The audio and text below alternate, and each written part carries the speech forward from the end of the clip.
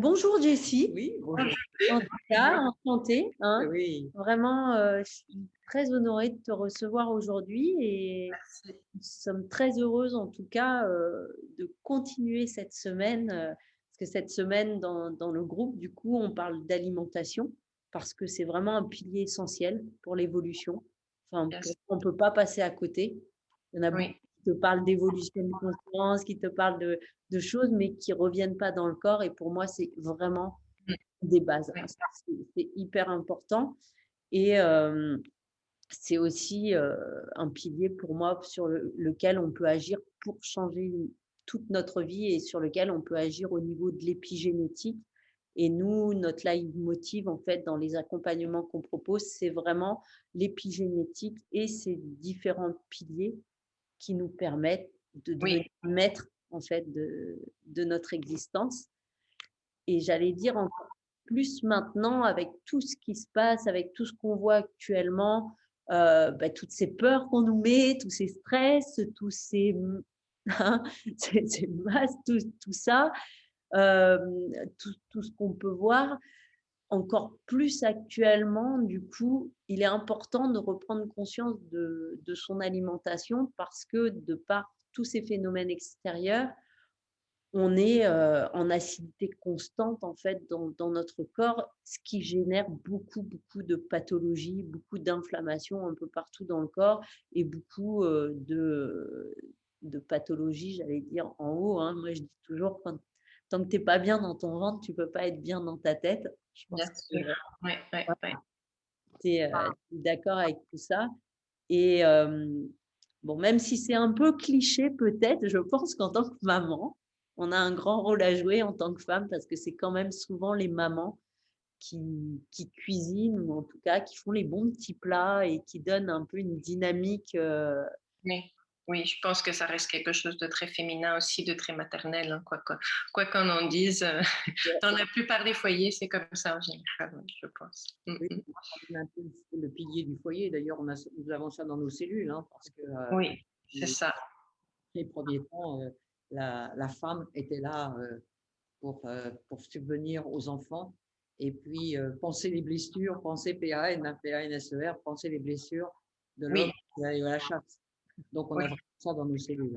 oui, exactement. Et puis, je trouve que maintenant aussi qu'on peut vraiment comprendre ce rôle d'alimentation, on peut aussi, voilà, donner un peu quelques comme des titres de noblesse quelque part à ce rôle, hein, parce qu'on n'est pas juste en train de remplir des ventres et de faire tourner le ménage, mais vraiment permettre à un nouvel petit être de grandir correctement et lui donner toutes ses bases pour une bonne santé plus tard. Donc, oui, oui, c'est un rôle très important.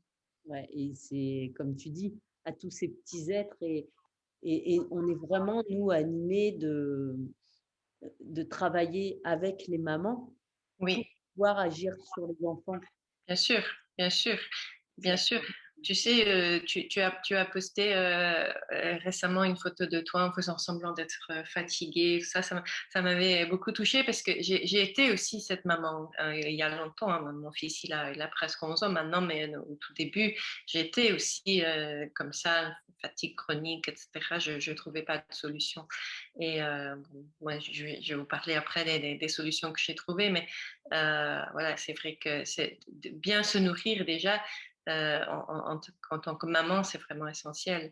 On n'est plus là juste pour s'épuiser au service des autres, hein, mais vraiment être d'abord au service de soi-même pour pouvoir donner ensuite et se nourrir. C'est effectivement une manière essentielle de Ouais. pouvoir faire ça.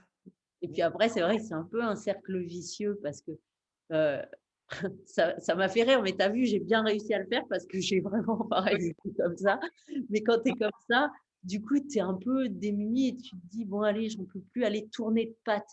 Allez, comme ça, c'est facile. Et en fait, tu te plombes encore plus, Oui, plombes oui. tout autour de toi et c'est pas comme ça que tu remontes ton énergie, en fait. Et, Non, non, non. Une fois que est très basse comme ça, en fait, c'est une spirale parce qu'il y a toutes sortes de fonctions physiologiques qui sont compromises et du coup, la fatigue ne fait que s'empirer. On ne parvient plus à bien éliminer les toxines, on ne parvient plus à avoir une activité physique qui nous permettrait de nous oxygéner, etc. Donc oui, oui, c'est un cercle vicieux. Donc à un moment donné, il faut qu'il y ait vraiment un moment où on dit stop et on trouve des solutions, on reconstitue ces réserves d'énergie vitale et à partir de là, on peut avancer. Mais on ne peut pas rester juste dans ce cercle et puis espérer qu'on en sorte. Ça ne marche pas comme ça. Ben justement, tu vas nous expliquer, tu vas donner ton Oui, expertise et puis nous expliquer comment, si tu as des solutions qui sont oui, importantes. je vais vous expliquer tout ça. En tout cas, vraiment, merci. Moi, tu es une maman consciente, hein, tu fais pas en conscience, tu fais partie du groupe et je sais que tu as aussi cette conscience, cette pleine conscience holistique. Oui. Oui, si tu peux nous présenter un peu ton parcours, qui tu es. Et moi, j'ai repris une phrase que tu mets, qui est sur ton site, hein, Intégral Détox, qui est: j'aspire à amener la détox au-delà d'une simple pratique physique pour englober à titre égal le mental, les émotions et l'âme. Et j'ai Oui. trouvé ça, voilà, ça colle exactement, avec notre philosophie aussi. Oui, oui, oui, c'est la détox sur tous les plans en fait. On ne doit pas nettoyer que son corps, hein, mais effectivement, l'un nourrit l'autre. Hein. Quand on nettoie le corps, on est allégé aussi mentalement et émotionnellement. Et quand on nettoie aussi au niveau mental et émotionnel, pareil, ça a énormément de répercussions au niveau physique. Donc, ça, cette approche holistique est vraiment très, très, très, très importante pour moi.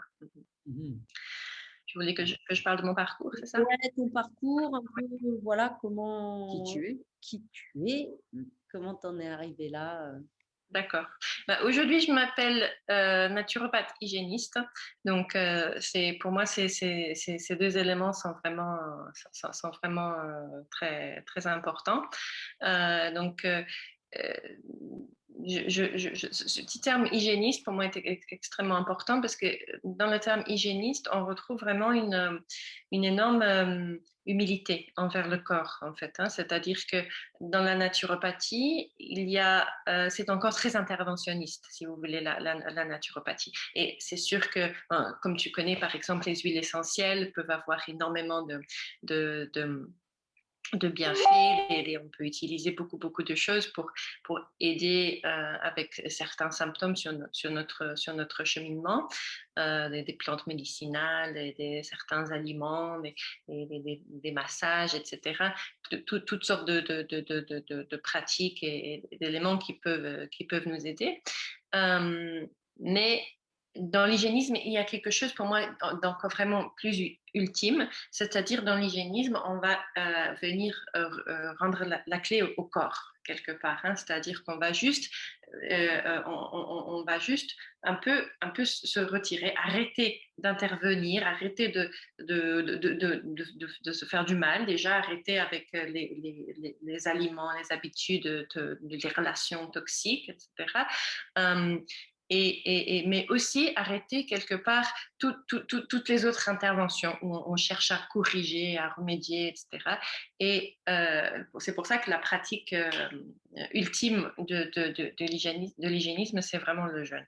Et c'est au moment de jeûner à tout, hein, pas juste à la nourriture, mais aussi à la vie sociale, à la vie professionnelle, etc. C'est au moment de jeûner où vraiment, là, il n'y a plus aucune intervention de notre part. On ne cherche plus à corriger, on ne cherche plus de remèdes, etc. On s'arrête et on laisse faire le corps. Donc voilà, c'est pour moi c'est pour ça que pour moi ces deux termes sont vraiment très importants.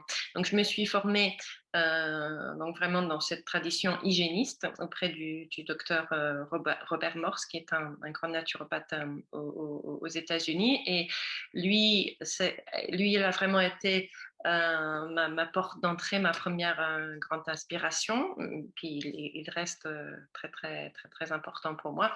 Et ensuite, j'ai approfondi avec des études de naturopathie, d'herboristerie, etc. J'ai aussi une formation en thérapie par le yoga avec Marc Bevin, comme toi. Et donc, j'ai participé à la création des centres yoga et détox, des centres Visitra avec Marc et Julie. Donc voilà, on a créé ces centres où il y a à la fois l'enseignement de la détox et de la naturopathie et l'enseignement sur le yoga pour justement un peu venir symboliser cette approche holistique, hein, où on travaille. C'est pas, c'est pas une boîte avec différents outils un peu mis dedans au hasard. Pour nous, ce sont vraiment des outils vraiment indissociables. Voilà. Et puis sinon, j'ai toujours depuis très très longtemps été passionnée par l'alimentation. J'ai annoncé à ma mère à l'âge de 8 ans que j'allais devenir végétarienne. J'ai eu la chance qu'elle a accueilli la chose. Voilà, je suis une maman assez consciente sur ce plan-là. J'ai jamais été forcée à manger quelque chose que je ne voulais pas manger. Et puis, mais voilà, après, elle ne savait pas forcément comment faire. Donc, du coup, mon alimentation beaucoup changé au fil des ans parce qu'il fallait que je cherche, du coup, après les solutions pour ma santé, ma vitalité, etc. Et, j'en suis arrivée à l'hygiénisme en passant, je pense, par tous les modes alimentaires possibles et imaginables, à l'exception de ceux qui incluent la viande. Mais sinon, voilà, j'ai beaucoup testé sur moi-même.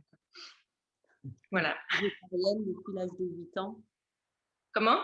Depuis l'âge de 8 ans, tu es végétarienne. Oui. Parce que je voulais pas manger les animaux hein, à l'époque. Mais voilà. Après, du coup, après, ça a beaucoup évolué sur maintenant un intérêt, en plus de l'intérêt éthique, ces préoccupations pour notre santé. Et je pense que c'est très important d'ailleurs que les deux se rejoignent. Je suis invitée tous les ans à parler à les festivals véganes. Et à chaque fois, je suis assez choquée en fait de voir tous ces jeunes en fait qui tiennent des stands, qui donnent des conférences, etc. et qui parlent de toute cette éthique que je comprends. Moi aussi, je suis énormément touchée par ces questions. Et donc, qui vont arrêter de manger des produits animaux pour des raisons éthiques, mais derrière, ils ne mangent pas mieux que d'autres personnes. Et je pense que du coup, les problèmes de santé peuvent être encore plus graves. Donc, et je pense aussi que si ces personnes qui sont végétariens pour des raisons éthiques se préoccuper un petit peu plus de leur santé, alors on pourrait aussi être une meilleure image, mieux représenter cette alimentation végétarienne et donner plus envie à d'autres de faire ce pas très éthique. Donc pour moi, de rejoindre les deux, c'est très important aussi. Ouais, et de connaître aussi, parce que, enfin, je vois parmi des personnes qu'on accompagne, des fois, tu as des personnes qui, un peu, ou par effet de mode, ou par comme tu dis, d'un seul coup, se disent, bon, je vais être végétarien, mais sans faire de recherche, et tombent dans des choses qui sont, mais complètement, finalement, qui ne leur correspondent pas du tout. Et derrière, on se retrouve avec des pathologies qui sont compliquées à résoudre parce que les personnes sont obnubilées par une alimentation, enfin, par exemple, que des crudités, je vais manger que des crudités, c'est que ça, et on est tous des personnes différentes aussi. Et Oui. je trouve qu'il y a, on ne peut pas dire, mais ouais, manger que des crudités, et ça y est. Et Non. dans les pays où ils sont végétariens depuis tout le temps, enfin, notamment en Inde où voilà, on est quand même beaucoup végétarien. En Asie, on mange très peu de viande. Ils ont une alimentation du coup très équilibrée. Oui. Forcément. Oui, bien sûr, bien sûr. Après, oui, c'est vrai qu'on est tous différents, mais j'ai vu dans un petit commentaire, je ne sais plus qui c'est qui a écrit ça, mais qui disait que c'est très compliqué en fait de trouver la bonne alimentation puisqu'on est tous différents et ce qui convient à l'un ne convient pas à l'autre. Je suis moyennement d'accord avec ça en fait. Hein. Non pas qu'il y ait une alimentation qui convient à tout le monde, bien sûr que non, mais je pense qu'il faut chercher à savoir d'où viennent aussi toutes ces variations dans nos capacités digestives, en fait, hein, parce que il y a quand même une base qui est commune à tout être humain. Hein. On a quand même, si on regarde, si on compare l'anatomie de notre système digestif avec l'anatomie d'autres animaux dans la nature, il n'y a pas photo, quoi. On est clairement une espèce qui est fait pour manger des fruits et un peu de légumes. Après, euh, j'entends très souvent des personnes qui me disent, moi, les fruits, ça ne me convient pas du tout, ou les crudités, je ne peux pas les manger, etc. Je réagis tout de suite. Les fruits, c'est pas bon pour moi. Alors ça, il faut un peu nuancer la chose, en fait, parce que les fruits ne sont jamais mauvais pour personne. Après, le fait que vous ne puissiez pas en manger en ce moment, c'est peut-être vrai, c'est vrai, mais ça ne veut pas dire que les fruits sont mauvais, ça veut simplement dire que votre système digestif est dans un état tellement dégradé, à une telle fatigue, que vous n'arrivez plus à gérer ces aliments. Donc, je ne suis pas tellement d'accord qu'on a tous besoin de régimes complètement différents. Euh, je pense qu'il y a vraiment une base qui est commune, une alimentation vivante, une alimentation largement végétale. Ça, c'est vraiment l'alimentation qui est naturelle pour l'être humain. Ah. Il est vrai que le chemin pour y arriver va être différent d'une personne à l'autre. C'est-à-dire qu'il faut vraiment tenir compte du point de départ, de l'état dans lequel se trouvent les systèmes digestifs, et puis faire les petites modifications, une transition qui soit appropriée à la personne. Ouais, Ça, c'est un point très important pour moi. effectivement, parce que très souvent, euh, les personnes vont avoir un problème de santé, vont se dire par exemple, bon, bah, ça y est, je vais manger du coup, comme je te disais, que des crudités. Mais Oui. finalement, leur système digestif aurait vraiment besoin d'être restauré avant de pouvoir. Exactement, exactement. On doit vraiment y aller petit à petit. Ça, c'est très, très important. Il faut respecter le système digestif. Et puis, il faut aussi avoir conscience du fait que lorsqu'on va changer notre alimentation, lorsqu'on va alléger notre alimentation, introduire plus de fruits et légumes, par exemple, commencer à manger moins de sucre, moins de viande rouge, moins de café, enfin, ça dépend d'une personne à l'autre, les choses qu'on aura à supprimer. Mais à partir du moment où on va donc alléger cette alimentation et l'améliorer, il va y avoir la détox qui va commencer. Hein. Le corps va du coup gagner en énergie et pouvoir commencer à se nettoyer, à se régénérer. Et ça aussi, il ne faut pas que ça aille trop vite. C'est-à-dire qu'on ne peut pas se dire ah ben, j'ai entendu par exemple que le jeûne c'est génial ou j'ai entendu que la cure des raisins c'est génial, je commence demain. Ça ne marche pas comme ça. Et il y a plein de signes que notre corps nous donne hein, quand on est en train d'aller vers une détoxination qui va nous indiquer la cadence en fait de cette détox. Et si on ne respecte pas ces signes, si on va trop vite, on peut vraiment se faire plus de mal que de bien. On va commencer à perdre du poids, par exemple, quand on commence à détoxiner, quand on commence à aller vers un jeûne. Mais on veut que cette perte de poids soit stable. On ne veut pas une chute comme ça d'un coup, parce qu'à un moment donné, on ne pourra plus perdre de poids et peut-être que notre détoxination n'est pas terminée. Voilà. On va regarder aussi l'aspect de nos urines, l'aspect de notre langue, etc. Tout ça, ça va nous indiquer un petit peu comment va la détox. Et quand on voit que la détox est vraiment en train de se faire, alors on continue simplement avec ce qu'on est en train de faire, avec l'approche qu'on a. On ne cherche pas à accélérer. On attend que ça se calme un peu et après, on pourra passer à l'étape suivante. Parce que sinon, le jeûne, la détox, ça devient juste une nouvelle agression, en fait. C'est-à-dire qu'on a malmené notre corps pendant des années et puis d'un coup, on se décide, ah bah, ça y est, j'ai envie de faire une détox et je vais me faire un bon jeûne et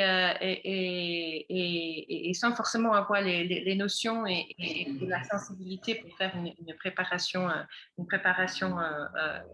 comme il faut. Et du coup, ce corps qui a été malmené pendant peut-être 30, 40, 50 ans, il se prend une nouvelle claque comme ça. Et voilà. Donc, il faut vraiment avoir conscience de ça. Et j'ai deux questions qui me viennent là par rapport à la détox. Je sais pas dans quel ordre. La première, c'est est-ce que la détox, est-ce que toi, tu sais, on voit les détox au printemps, à l'automne, est-ce que c'est des choses à suivre un peu au changement de saison? Est-ce que, au contraire, c'est un peu à chacun de voir quand il en a besoin? C'est les deux en fait. Les changements de saison, c'est effectivement des moments très propices pour la détox, mais je pense qu'il ne faut pas attendre forcément le printemps, l'automne pour faire ça. Surtout que ça va être aussi notre état de santé, notre niveau d'énergie vitale qui va nous dicter un besoin impérieux, souvent de faire quelque chose. Et à ce moment-là, Et on peut, est-ce que des personnes qui ont une alimentation, j'allais dire, hypotoxique, parce que c'est, on en parlera après, avec justement une alimentation qui évite d'alourdir notre corps, de l'acidifier, est-ce que ces personnes-là, il est conseillé quand même de faire des détox oui, oui, bien sûr, mais par contre, ça ira probablement beaucoup plus vite.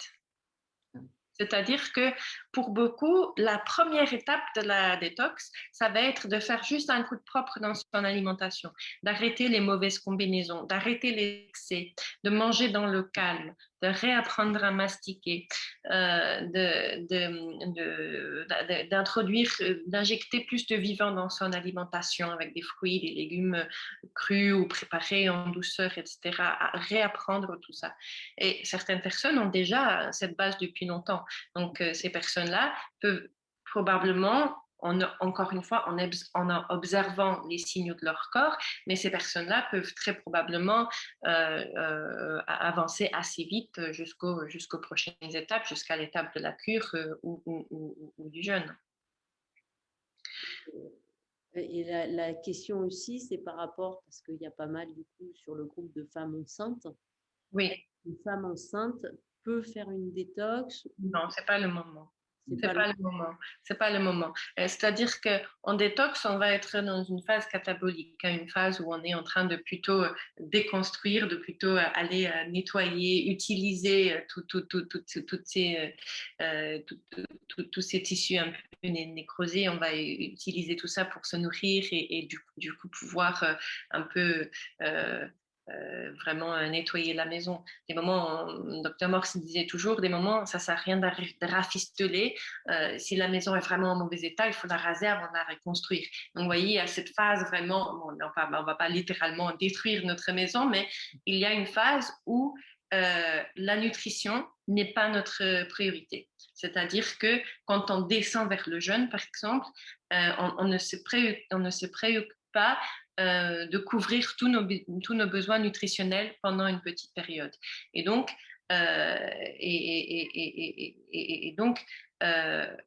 ça ne peut pas durer trop longtemps. Et puis, c'est complètement le contraire de ce qui se passe dans le corps quand on est enceinte et que là, on est vraiment dans la construction. Par contre, effectivement, on va quand même essayer d'avoir une alimentation la plus hypotoxique possible sans aller vraiment dans les phases très, très poussées de la détox, quoi. Idéalement, on fera une bonne détox avant la grossesse. On nettoie la maison, on prépare la maison pour que tout soit bien propre pour que le bébé s'installe. Bon, après, si on est déjà enceinte ou on a déjà un bébé, ce qui arrive à la plupart d'entre nous, on découvre ça après coup, malheureusement. Il n'est jamais trop tard pour commencer. Mais c'est vrai que pendant la grossesse ou même pendant l'allaitement, ça va être un peu compliqué. Mais j'ai déjà eu des personnes qui sont venues en me disant, voilà, j'ai un projet de grossesse et j'aimerais préparer mon corps. Et ça, c'est super, quoi. Ça, c'est vraiment idéal. Ça, c'est le top. Nous aussi, vraiment, on se dit, on aimerait vraiment pouvoir accompagner les mamans avant d'être enceinte de tout, parce que nous, ça va être un nettoyage, j'allais Oui, dire, psycho-émotionnel. Et très souvent, ben, on attend d'avoir les enfants, de se dire, waouh, qu'est-ce qui se passe, ça va pas, et de se rendre compte qu'on est en train de leur refiler des choses qu'on n'avait pas envie. exactement. Exactement, exactement, exactement. Parce que on ne peut pas fabriquer un beau bébé avec un corps qui lui-même est fatigué, pollué. Ça va de soi. Mais malheureusement, quand on est un peu jeune, on se sent un peu indestructible. Hein, on ne pense pas à tout ça. On a très envie d'avoir un bébé. Et puis après, on se rend compte un peu d'une certaine fragilité. Une certaine fragilité, puis une certaine force aussi, je pense, quand on découvre. Moi, j'étais très contente d'avoir un accouchement vraiment naturel. J'ai fait un accouchement à la maison avec des sages-femmes géniales, mais c'était quand même un accouchement très dur. Hein. Sûrement. Et j'ai fait un beau bébé de 4 kg 2 en étant assez mince moi-même. Donc, il a fallu pousser un petit peu.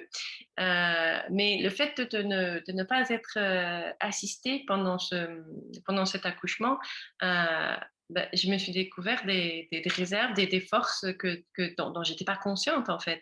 Et après, dans les premiers mois du temps où je devais m'occuper de ce petit bébé que je trouvais assez exigeant, ça m'a demandé beaucoup de force et je pouvais justement aller puiser dans cette connaissance, dans cette nouvelle connaissance de moi-même et de mes forces que j'ai trouvées grâce à cet accouchement naturel en fait. Hein. Donc, je me suis sentie oui, très chanceuse de pouvoir le vivre comme ça. Et puis pour moi, ces douleurs qu'on a à l'accouchement a pris tout son sens à ce moment-là. Quoi. Mm.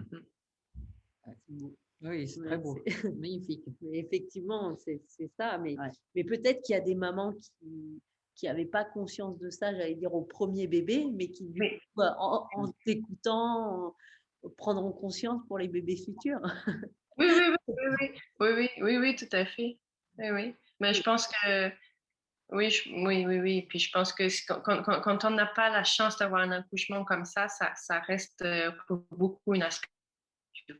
On va, on va vers quelque chose de mieux pour les suivants. Quoi. Et c'est vrai, elle est très juste, ta métaphore avec la maison, parce que bien souvent, est-ce que c'est une maison délabrée ou est-ce que j'ai vraiment pris conscience et que j'ai fait attention à ce corps, à ce temple? Voilà, Et c'est c'est ça. important d'insister là-dessus, justement. Oui. Et je trouve que tu Oui. le fais vraiment très, très bien. Oui, et est-ce que du coup, je suis digne d'accueillir un enfant Oui, aussi dans ce corps-là? C'est une question qu'on ne se pose pas souvent. Hein.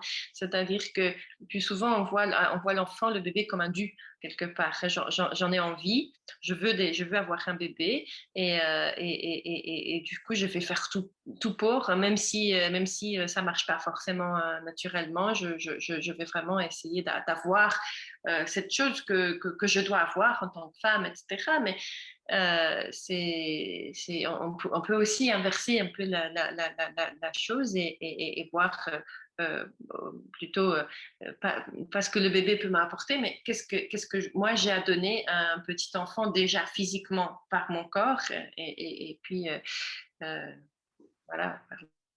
ouais, oui. C'est très important, ça, justement, ce que tu soulignes. Oui, oui, et c'est vrai que euh, moi, je n'en avais pas conscience avant de, de- de faire ma grossesse et mon accouchement, mais c'est quelque chose qui est venu en allant, je pense, comme pour beaucoup, quoi. Mais bien sûr. Mais effectivement, C'est le enfin, bébé qui nous enseigne. Hein. Oui. c'est vrai ce que tu dis. Est-ce que je suis digne, Mm. digne Mm. d'accueillir le vivant, quoi. C'est quelque chose de quand même incroyable. Et C'est ça, très souvent, on te dit, bon, ben, c'est arrête ça. de fumer, arrête de boire de l'alcool, et puis basta, quoi. Et c'est les deux Oui, ans. c'est ça. Alors qu'en fait, non, non, non, non, non. Il y a, la première étape de la détox, ça va être de faire un coup propre dans notre alimentation. Et pour beaucoup, on peut déjà voir de grandes améliorations au niveau de notre santé, juste en supprimant l'alcool, en arrêtant de fumer, en arrêtant peut-être le gluten, le sucre, etc. On peut déjà voir des grandes améliorations, mais ça n'est que le début. Et si on a vraiment des problèmes de santé qui sont installés, ça sera très probablement pas suffisant. Et on a vraiment besoin de prendre ces temps de cure, de jeûne, etc., pour faire vraiment comme un reset entier de l'organisme. Idéalement, c'est ça qu'il faudrait faire avant d'avoir un enfant. Après, il n'est jamais trop tard pour la détox. Donc, je veux pas non plus décourager les auditrices qui se disent « Oh là, qu'est-ce que j'ai fait ?» On est toutes passées par là quasiment. On fait toujours de notre mieux et puis c'est avec le bébé qu'on découvre aussi nos limites et on aspire du coup à mieux faire. Et que ce soit en tant que maman ou pour la santé de nos enfants ou plus tard dans la vie quand on peut commencer à avoir la santé qui va se dégénérer, il n'est jamais trop tard pour faire un nettoyage et parfois on voit des gens qui sont presque vraiment au bord de la mort et qui reviennent. Donc c'est merveilleux, quoi. C'est un outil pour moi vraiment de reprise de pouvoir. C'est-à-dire qu'on a besoin d'avoir peur de la maladie, de jouer ce rôle de victime de micro-organismes, des virus, etc. Je dis en passant, sans allusion particulière. Mais voilà, on peut sortir de cette peur, que ce soit des maladies plus qui viennent plus d'une dégénération intérieure ou alors les maladies qui sont plus soi-disant les résultats d'une avec le détox, on agit sur notre terrain, notre immunité. C'est nous qui reprenons en main tout ça et on peut voir vraiment des améliorations extraordinaires, quoi. Donc, c'est aussi ça qui me passionne. C'est passer ce cap avec nous-mêmes et sortir de la peur, sortir de ce rôle de victime et passer à autre chose, quoi. D'ailleurs, ça me fait rebondir sur, on parlait de l'acidité, tout ce qui est peur, anxiété, angoisse, qui est du coup du domaine psychologique, agit aussi sur notre corps et vient amener une acidité au niveau de notre corps. Donc, oui. Déjà tout ça, si en plus on a une alimentation qui est déséquilibrée, est-ce que tu peux nous parler justement là de cet équilibre acido-basique Oui. Je vais prendre pour point de départ donc ce stress et cette anxiété en fait parce que ce sont ce qu'on appelle des et il est très intéressant quand on lit les travaux des premiers grands hygiénistes comme Shelton par exemple. Pour eux, le point de départ de la toxémie n'était pas tout ce qui vient de l'extérieur. Ça n'était pas la mauvaise alimentation, les polluants, etc. Ça y contribuait, mais pas aussi directement. Le point de départ pour eux, c'était ce qu'on appelle l'énervation, c'est-à-dire une grande baisse de l'énergie vitale qui fait qu'on n'est plus en mesure d'éliminer nos propres toxines, nos toxines endogènes, les toxines qui sont produites par notre corps, l'acidité qui est produite quotidiennement par notre corps, par nos cellules dans leur métabolisme. Et il est normal d'avoir de l'acidité dans notre corps. Il est normal, par exemple, quand on digère des protéines de produire de l'acide urique, par exemple. Mais il est aussi normal que ces acides soient éliminés par la suite par nos émonctoires, nos reins, nos intestins, nos poumons, etc. Et qu'est-ce qui fait que on n'arrive plus à suivre avec cette élimination? C'est cette énervation, c'est cette baisse d'énergie vitale. Et pourquoi on a une baisse d'énergie vitale? Parce qu'on a plein de fuites. En fait, on a normalement une capitale énergétique que l'on se doit de conserver. Et l'une des manières dont on conserver, c'est de venir boucher tous ces trous qui sont toutes sortes de fuites énergétiques. Et on va voler de l'énergie à notre corps quand on va trop manger, quand on va avoir une alimentation inadaptée, quand on va faire des mauvaises combinaisons alimentaires, quand on va introduire des polluants dans notre corps par les biais des pesticides, etc., qui sont sur notre alimentation, ou les conservateurs, les additifs alimentaires. Tout ça, ça va nous voler notre énergie. Mais il y a plein d'autres choses qui vont aussi venir nous voler notre énergie, le stress, l'anxiété, les relations toxiques, etc. Et comme tu dis, en ce moment, tout ça, c'est vraiment, on est vraiment submergé, quoi. Donc, ce sont ces fuites énergétiques qui font que notre corps doit un peu étaler son énergie plus finement partout. Et du coup, l'énergie qui normalement est consacrée à l'élimination de l'acidité qui est produite par nos cellules, eh ben, cette élimination ne peut pas se faire correctement parce qu'on est simplement trop fatigué pour bien faire fonctionner nos émonctoires. Donc, il y a comme une fermeture des émonctoires et du coup, la toxémie augmente parce que tout ce qui est produit, tous les déchets qui sont produits par nos cellules ne peuvent pas être bien éliminés. Donc, ça va en s'accumulant comme ça. Et puis, si on ajoute à cela donc des toxines exogènes, des toxines de l'extérieur, des poisons qui viennent de notre alimentation, des additifs, des acides aussi qui viennent de notre alimentation, l'acide phosphorique du Coca-Cola par exemple, voilà, tout ça, ça va venir ajouter donc des acides. Il y a aussi l'acidité qui est produite normalement par nos cellules, et puis il y a une espèce de suracidification des acides qui sont produits par nos cellules quand on ne parvient pas à avoir une digestion normale de certains aliments, parce que notre système digestif, il est fatigué, les aliments sont là en trop grande quantité, en qualité insuffisante, et du coup, on va avoir beaucoup d'acides qui normalement ne devraient pas être là, qui sont le produit d'une digestion incomplète, anormale, en fait. Donc, c'est tout ça qui va faire que notre pH intérieur ne va pas être ce que ça devrait être, et notre corps va devoir constamment lutter pour maintenir cet équilibre acido-basique, et ça, c'est vraiment source de fatigue. Et là-dessus, il est vrai que notre alimentation est un levier très, très intéressant parce qu'on peut du coup choisir de consommer des aliments qui vont être plutôt alcalinisants qu'acidifiants. Ça ne veut pas dire qu'il ne faut jamais consommer un aliment acidifiant, mais il faut chercher cet équilibre acido-basique. Donc, c'est-à-dire chercher à avoir un maximum d'aliments alcalinisants dans notre alimentation et pas le contraire. Mais il est toujours très, très important de garder à l'esprit que ce n'est pas la cause fondamentale de la toxémie. Ce n'est pas la cause fondamentale de l'acidification. C'est beaucoup plus facile, quelque part, c'est comme un petit raccourci de se dire j'ai un déséquilibre acido-basique, donc je vais manger alcalinisant, puis ça va tout régler. Alors que c'est beaucoup plus compliqué que ça, en fait. Il faut d'abord stopper toutes ces fuites énergétiques qui sont très, très diverses, aller un peu regarder quelles sont les relations qui me volent de l'énergie, quelles sont les activités après lesquelles je me sens vidée, quelles sont les sources de stress vraiment dans ma vie, quels sont les poisons aussi qui m'entourent dans ma maison, quels sont les produits que j'utilise pour nettoyer ma maison, pour mon hygiène corporelle, etc. Tout ça, ça va contribuer à une certaine énervation et du coup une difficulté à éliminer cette toxémie endogène en fait à la base.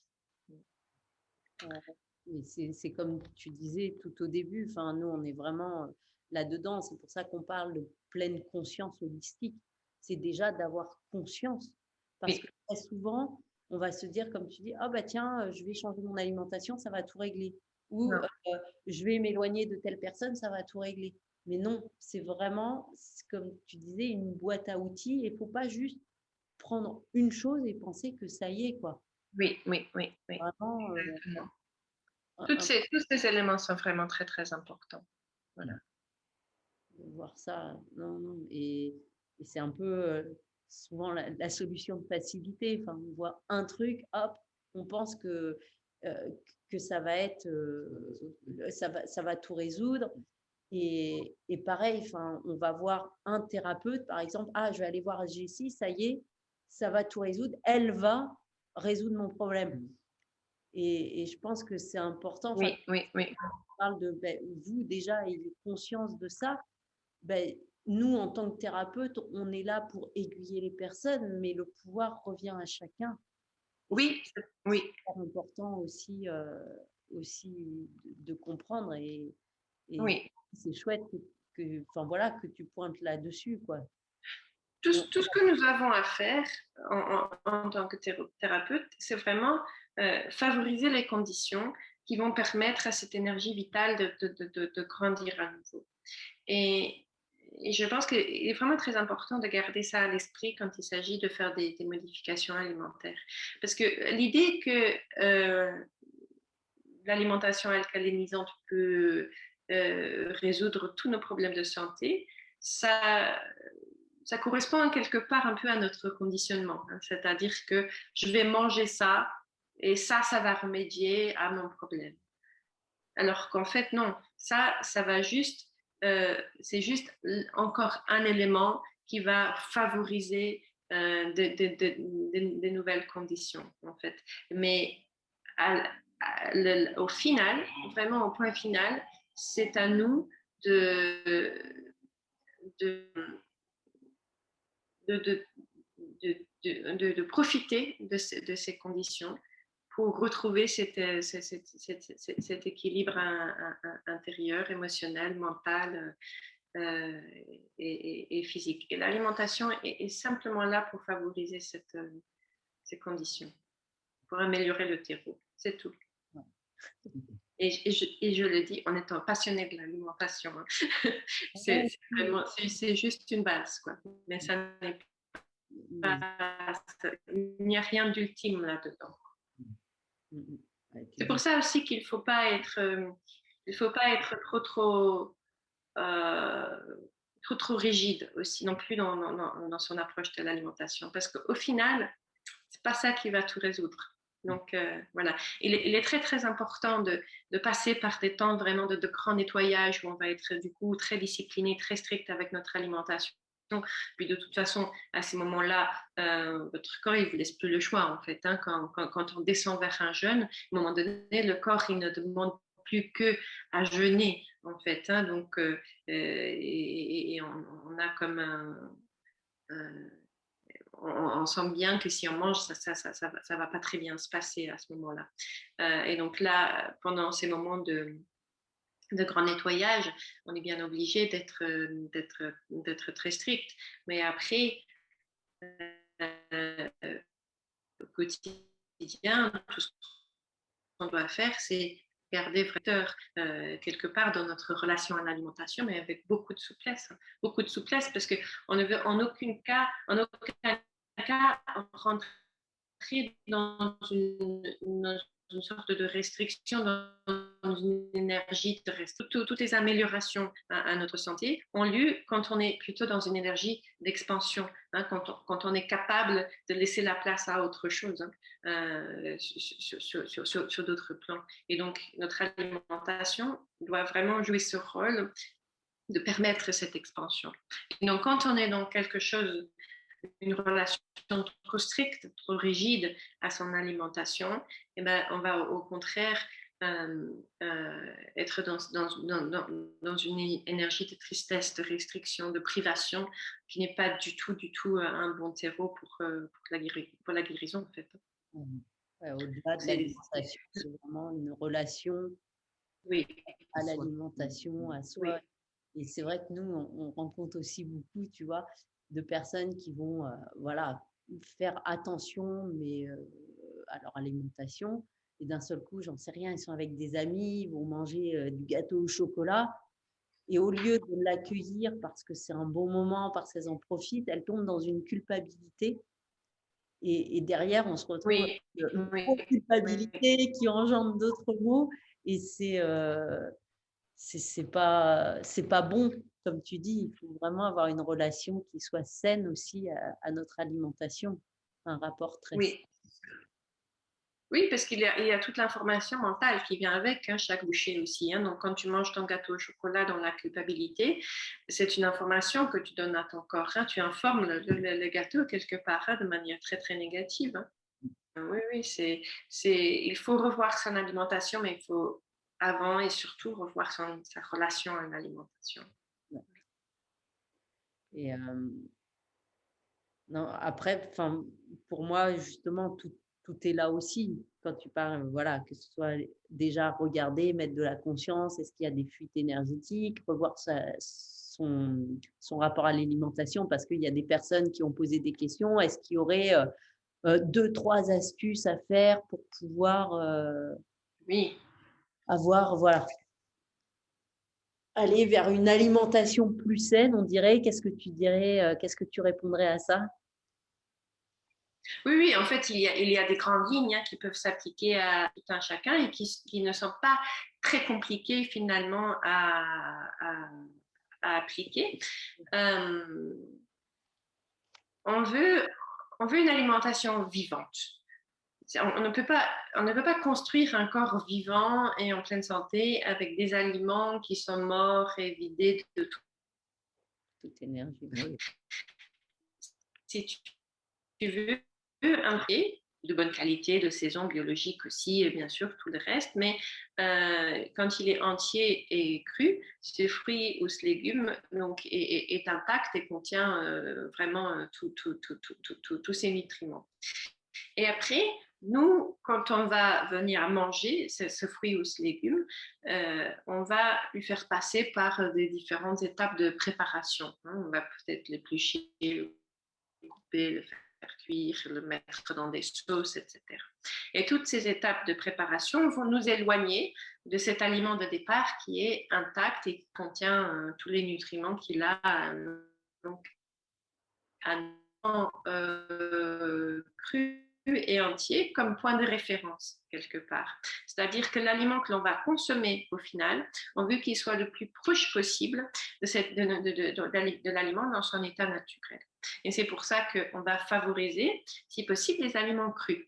Après, tout le monde n'est pas en état de digérer des fruits et des légumes crus. Donc ça, c'est pas un problème. Et puis, il y a aussi le fait que tout le monde n'ait pas envie de manger que des fruits et légumes crus. Hein, on peut avoir envie d'autres saveurs, d'autres textures. Et donc, on peut avoir envie de cuire, par exemple, nos fruits et légumes.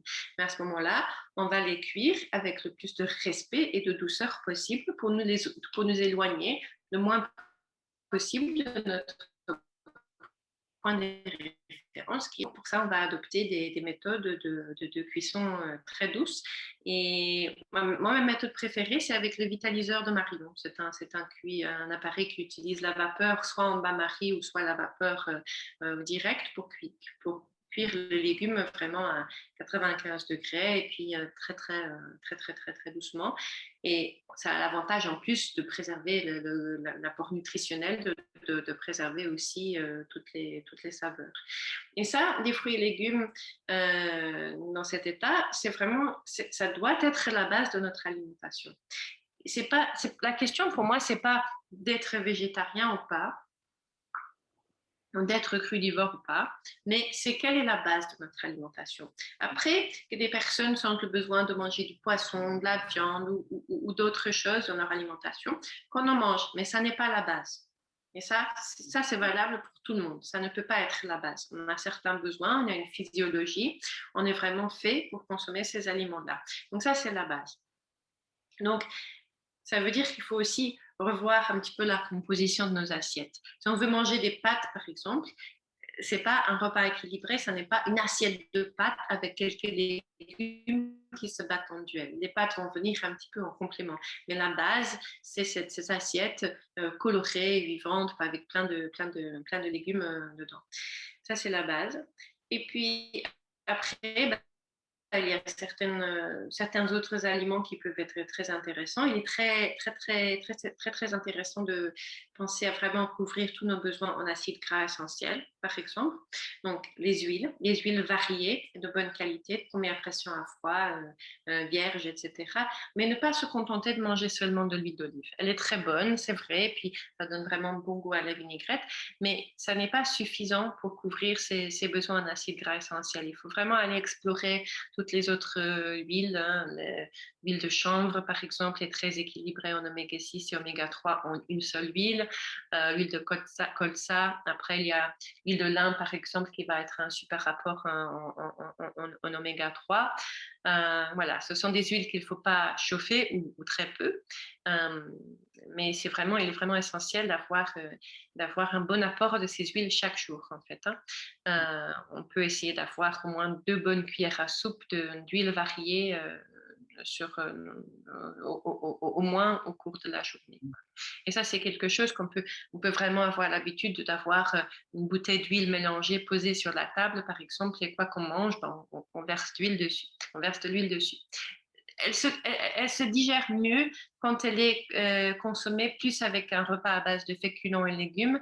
Et puis les protéines, ça se prend en principe à part plus tard dans la journée.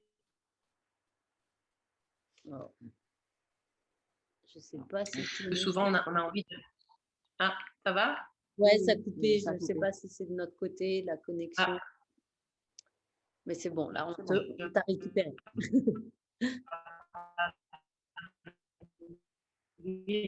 Qu'on peut faire quand il s'agit de choisir notre féculent, en fait, parce que si on mange une grande salade, par exemple, il peut être intéressant d'avoir quelque chose d'un peu plus consistant là-dedans. Et sur les pâtes blanches et les riz basmati, il y a plein de choix intéressants qu'on peut faire qui permettent d'introduire plus de fibres, plus de minéraux dans notre alimentation. Donc, pourquoi varier avec du riz noir, du riz gabat, du riz pré-germé, du sarrasin, du quinoa, des patates douces à la vapeur, des choses comme ça. Voilà. Et puis, en parlant de fibres aussi, il peut être intéressant au début, il peut être intéressant de bien choisir les fibres, parce que c'est ça aussi qui peut provoquer au début, quand on a des intestins enflammés, quand on a des intestins qui réagissent depuis longtemps, alors il va bien falloir choisir un peu la sorte de fibre que l'on va manger. Et il y a 2 grandes familles de fibres. Vous avez les fibres insolubles, qui sont les fibres qui gonflent au contact de l'eau dans les intestins et qui du coup vont augmenter le volume de la matière dans les intestins, rentrer en contact du coup avec la paroi intestinale et stimuler le péristaltisme intestinal. Donc quand on a un transit qui est rapide, c'est très intéressant d'avoir plus de fibres insolubles dans notre alimentation. Ce sont les fibres qui se trouvent dans le son des céréales, dans le son du riz complet, par exemple dans la peau des fruits et légumes, et beaucoup dans certains légumes comme les crucifères, les choux, les brocolis, tout ça qui sont connus pour donc du coup accélérer le transit intestinal. Mais le problème vient surtout pour des personnes qui ont déjà donc une inflammation, une grande réactivité au niveau intestinal. Et ces personnes-là, s'ils mangent, si elles se mettent à augmenter leur consommation de fruits et légumes très rapidement et qu'elles consomment trop de fibres insolubles, et ben, ça va juste aggraver le transit. Et donc, ces personnes-là auraient tout intérêt à mettre l'accent plutôt sur les fibres solubles, les fibres plus douces. Ce sont celles qui vont créer un gel dans l'intestin, mais ça ne va pas gonfler. Et ce gel qu'ils vont créer va venir tapisser la paroi intestinale, apaiser cette paroi intestinale, lubrifier aussi pour le passage des selles et vraiment apaiser la paroi intestinale. Et donc, ces fibres vont se trouver plus dans le cœur, des fruits et légumes que dans la peau. Quand on prend une carotte, par exemple, si on l'épluche, eh ben, on va avoir moins de fibres insolubles et plus de fibres solubles. Et puis, on peut avoir aussi intérêt à manger des céréales, du coup, un peu plus douces et pas forcément vraiment complètes tout de suite. Ça, c'est sur les choses qu'il faut manger. Je dirais aussi, juste par rapport aux fruits et légumes, quand il s'agit d'augmenter sa consommation de fruits et légumes, que les jus peuvent vraiment jouer un rôle parce que les jus aliments des légumes, les jus que l'on va préparer de cette manière vont permettre d'avoir un apport vraiment massif en micronutriments, en minéraux alcalinisants, plus que ce que l'on pourrait consommer si on devait digérer tous ces fruits et légumes. Donc, on peut aussi utiliser les jus de fruits et légumes pour augmenter notre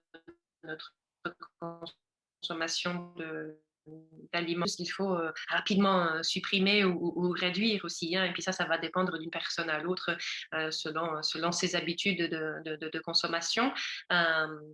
Mais je pense que pour moi, un bon point de départ, c'est vraiment d'arrêter tout ce qui est stimulant.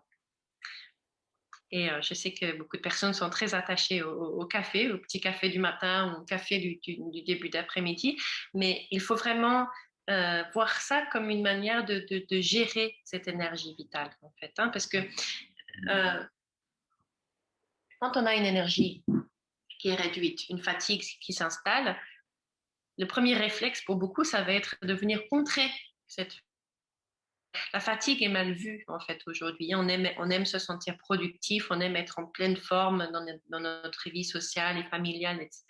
Et ça ne nous plaît pas d'être fatigué. Mais en fait, cette fatigue, c'est juste notre corps qui nous demande notre complicité. En fait, notre complicité, cette fatigue nous pousse à ralentir et du coup à conserver l'énergie vitale et surtout à la renvoyer vers l'intérieur, là où on en a besoin pour nos besoins physiologiques. Hein. Il y a un très grand hygiéniste des Irimériens qui parle beaucoup des différentes fonctions de l'énergie.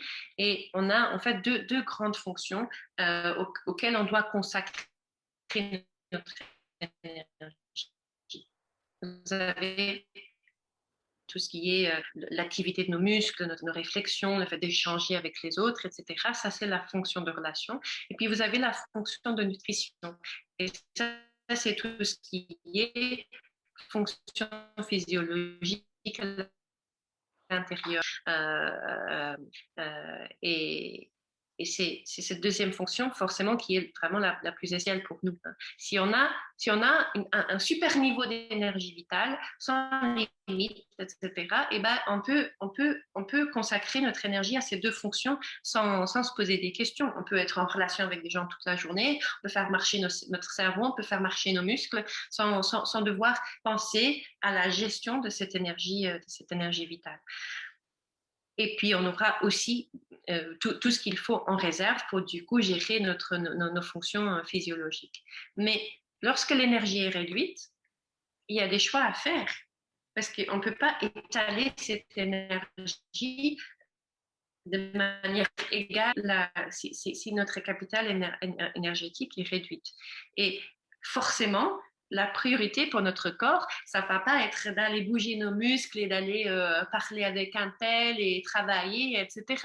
Si on est fatigué, il faut d'abord pouvoir assurer les fonctions physiologiques d'abord pouvoir aller nourrir nos cellules et éliminer les déchets métaboliques de nos cellules. Et ben, quand on est fatigué, en fait, c'est notre corps qui nous demande de mettre la priorité plutôt sur ces fonctions extérieures que sur la fonction de relation. Et ça, c'est ce qui est difficile pour nous aujourd'hui un peu à entendre et gérer. Et quand on a à conserver l'énergie pour ce qui est prioritaire, ben, qu'est-ce qu'on fait? Et ben, on se donne un petit coup de fouet, en fait, avec un stimulant, comme un café ou comme un coca ou comme du guarana. Il y en a plusieurs.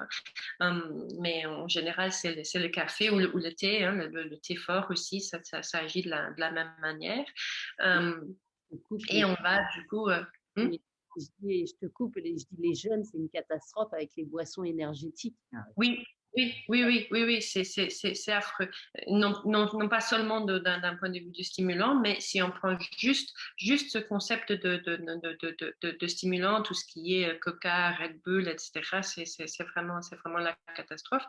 Et ce qu'il faut vraiment bien comprendre, c'est que ces stimulants ne nous donnent pas d'énergie. Elles nous en prennent.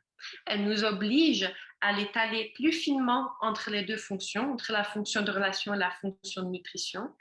Et du coup, cette fonction de nutrition qui sert à avoir un corps en pleine santé, à nourrir nos cellules pour faire grandir cette énergie vitale, cette fonction de nutrition, elle se trouve un peu volée de son énergie et on va la consacrer plutôt à un travail, à une relation, à une réflexion, à une activité physique, etc. Alors que notre corps nous demandait tout le contraire.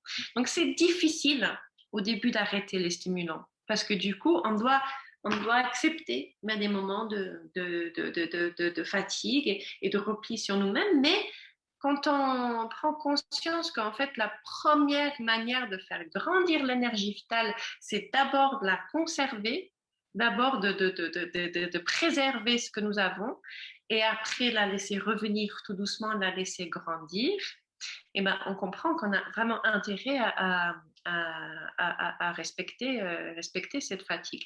Et si on continue dans le cycle de petits coups de barre stimulants, et ben, en fait, on se retrouve vite dans un cercle vicieux où notre énergie vitale va vraiment en s'amoindrissant et du coup, on a de plus en plus recours aux stimulants jusqu'au jour où ça ne marche plus. Le jour où ça craque. Marche plus, on est juste fatigué. Et là, c'est encore des instruments et des croyances à C'est ça. Et là, c'est burn. Oui, c'est ça. Oh. J'ai pas entendu. Ouais, non, ça couper. un peu. Oui, ça coupe un Désolée. peu. Je dis, et là, c'est encore tout des croyances et des conditionnements à déconstruire. Du fait que si tu te poses et que Voilà. tu n'es pas en activité, c'est que tu es une feignasse, c'est que tu es pas productif, et tout ça, c'est des choses aussi à déconstruire et oui. partie de ce tout, quoi. D'abord en soi-même, parce que c'est même plus le regard des autres pour la plupart, c'est un conditionnement à l'intérieur, c'est-à-dire qu'on n'accepte pas d'être fatigué, de ralentir, de prendre le temps pour ça. Mais je pense que si on passe par cette compréhension de la gestion de l'énergie vitale, ça peut vraiment aider, parce que c'est-à-dire que on prend conscience que si on la préserve, elle va grandir. Et du coup, on va être réellement ce qui nous est demandé, en fait. On va être réellement productif, créatif, on va avoir réellement plein de choses à donner.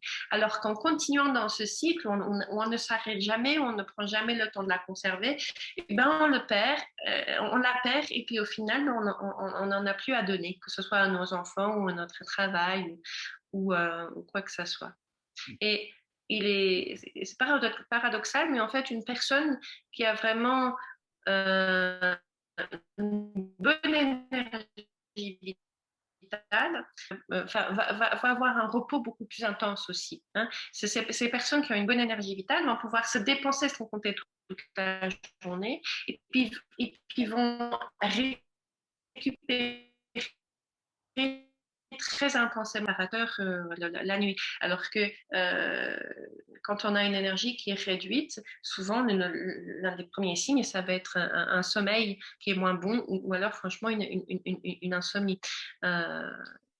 Et donc en récupérant jamais, en fait, c'est vraiment comme un cercle vicieux comme ça. Voilà. C'est super intéressant et tu vois, c'est vraiment ça.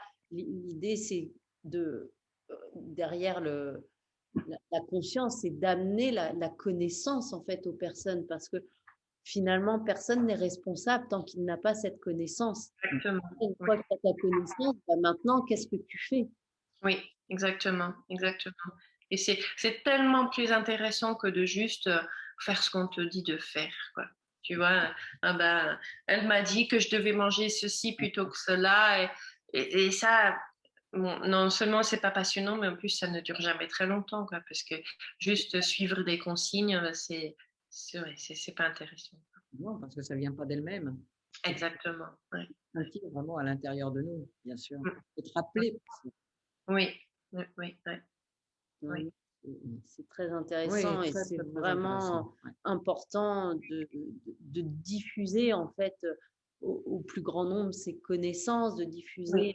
à toutes les mamans du monde en fait pour passer à autre chose parce que comme tu dis, ça suffit de… Moi, j'ai cette chance d'être un peu tête dure.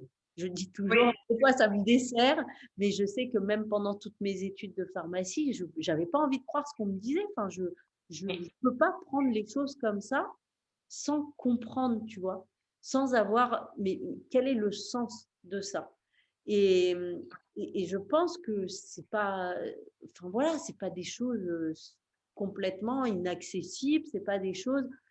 Et le rôle, justement, en tant que thérapeute, c'est pas de dire, ah bah tiens, tu fais ci, tu fais ça. C'est vraiment d'amener cette connaissance aux personnes parce que nous, enfin voilà, on a étudié, on a expérimenté. Toi, tu as ton expertise dans l'alimentation, tu as fait, je pense que des bouquins, tu en as lu des tonnes, tu as expérimenté beaucoup de choses.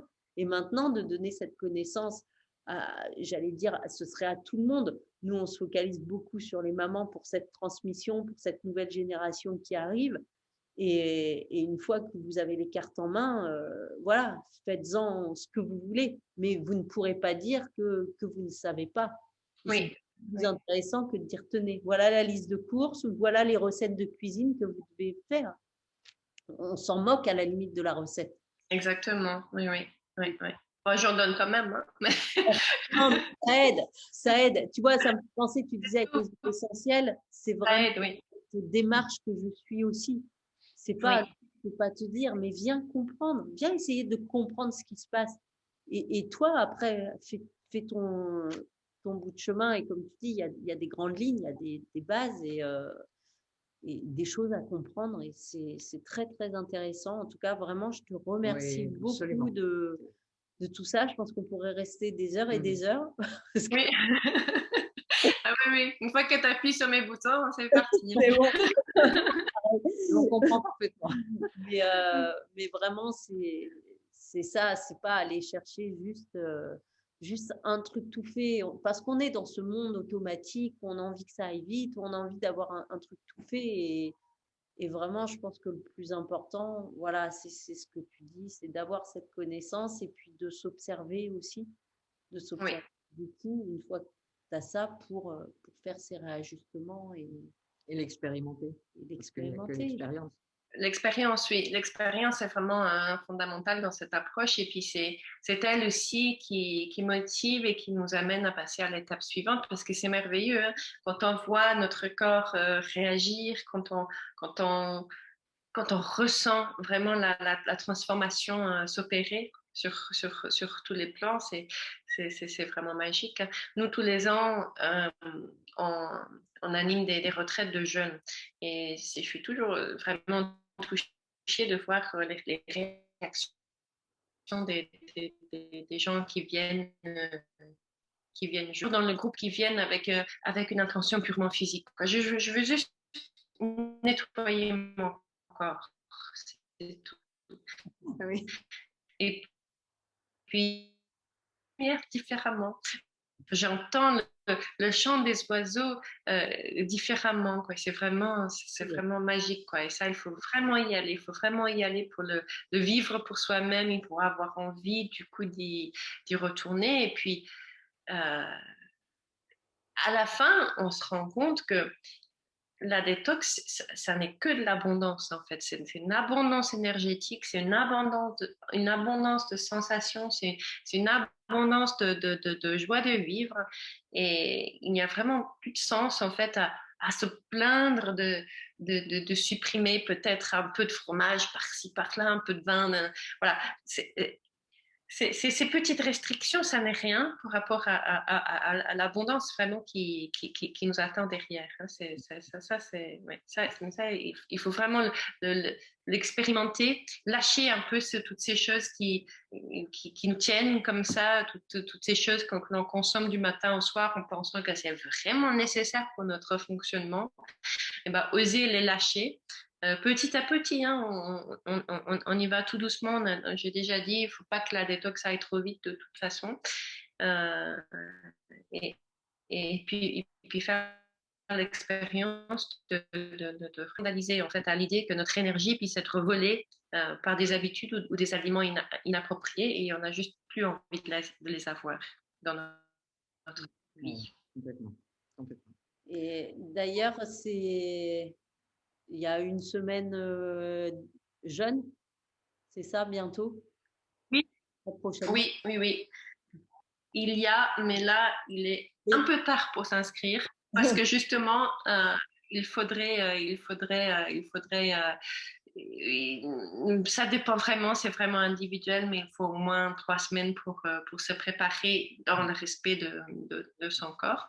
Mais voilà, on les refait tous les ans. Ce que j'ai proposé, par contre, cet automne, c'est une série de stages dans les Ardennes belges, à la campagne, où on va parler justement de cette approche de la détox, du coup, gérer, modifier son alimentation en fonction de ses signaux pour avoir une approche de la détox qui est vraiment dans le respect total de notre corps et nos émotions. Voilà.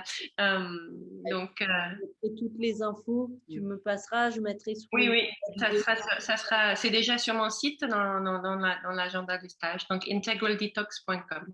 Voilà. Ouais.